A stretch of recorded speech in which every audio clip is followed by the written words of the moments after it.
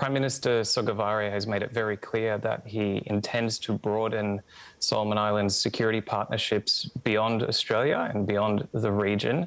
And we do have to take that at face value. So certainly it's useful to express our concerns in a respectful way, but it might be a bit too much to expect that that changes the immediate course of events.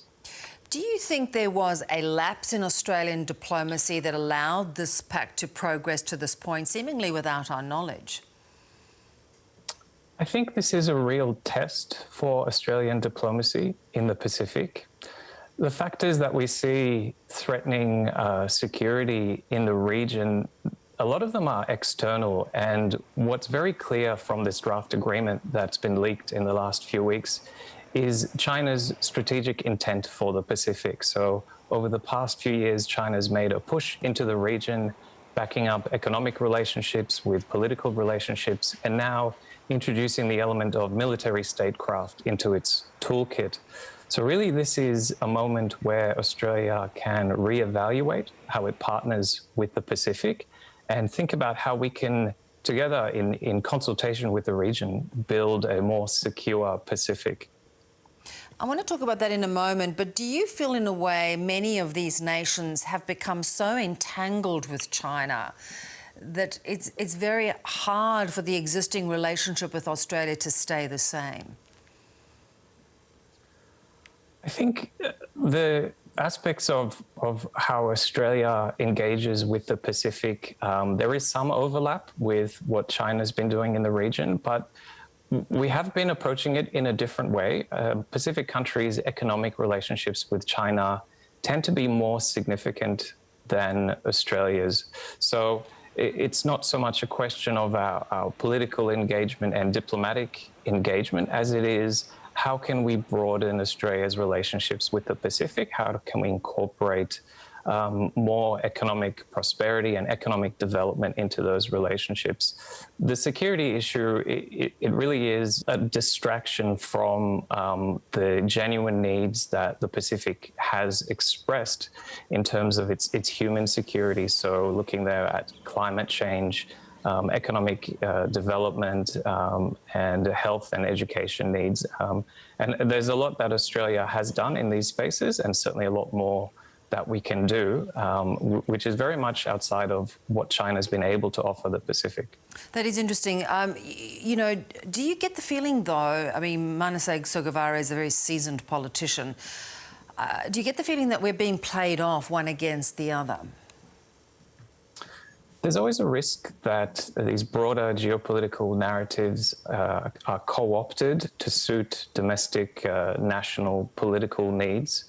And, you know, some leaders in the Pacific have expressed that it's positive that there is competition for influence in the Pacific, and the positive that they see is that traditional partners are forced to try harder. So if there is, you know, a good news element to this, it's that it can be a catalyzing moment where Australia can not just deliver more of what Prime Minister Sogavare is asking for, but deliver a better relationship for the people of Solomon Islands as well, and more broadly in the Pacific.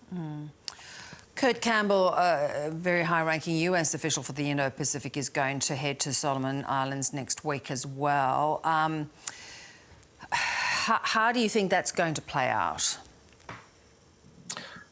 Well, what it demonstrates is that the US, like Australia, sees the regional significance of the development in Solomon Islands and the impact on broader Indo-Pacific strategic tensions and competitions.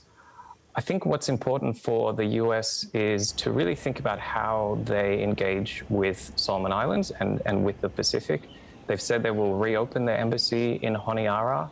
And I think there is a concern there from the region that the US views the Pacific as a strategic theater. But what's really needed to connect in a genuine way with the Pacific are those relationships. And so it's very much about what some would call soft power, but other people might call just people-to-people links, these cultural links that we already have in the Pacific. So, you know, Kurt will likely present the US's strategic concerns, but I'm hoping they can also present a positive path forward for their relationship with Solomon Islands. With your experience, what are the concerns for us from a security point of view with this pact going forward, with the relationship that China is developing with many Pacific nations?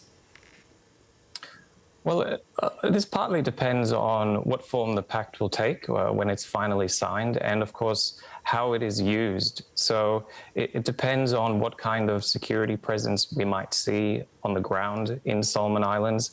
I think there's concern there for Australian security assistance in terms of being able to operate alongside a country like China if they have armed police and you have Australian armed police and they're both responding to a security incident. That would certainly be a high-risk situation. So it may have repercussions for the types of security assistance Australia can provide to Solomon Islands. But again, back to my earlier point, it's really a test for Australian diplomacy.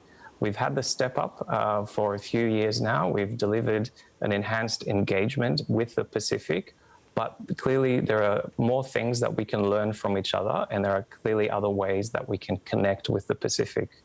I would say it's not a time to pull away and to look for division, but it's very much a time to come together, especially after 2 years of COVID pandemic-induced isolation and economic and social hardships in the region. Mihai, good to have your expertise. Thanks so much.